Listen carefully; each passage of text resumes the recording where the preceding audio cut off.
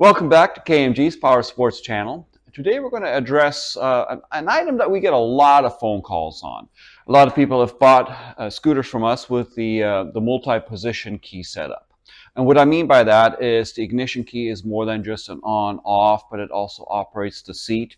And as with all scooters, it'll operate your locking steering column. Let me demonstrate. Over here is one of our Cougar Fighters, which is one of the scooters with the multi-position key. So what you have on this is the on, off, open, and also lock position. So once the key goes in, it's going to start off in the off position. To turn the scooter on, put it in the on position. At that point, you can use the electric start button to start the scooter.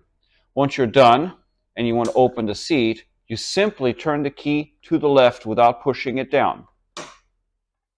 And that will release the seat. And then when you go to close it, don't just slam it down. Set it down, give it a push.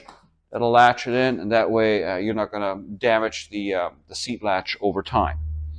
Now, the other thing that this key does is if you turn your handlebars to the left, like so.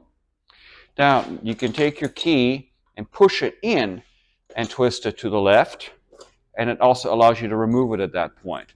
At that point, your handlebars will be locked, which with locked handlebars, your opportunity thief is not going to be able to just grab your scooter and push it away. Then to unlock it, simply go back to off, unlocks your handlebars, on to start, and once again, simply turn the key to the left to open it. At that point, you also have the key in the off position, which allows you to remove it.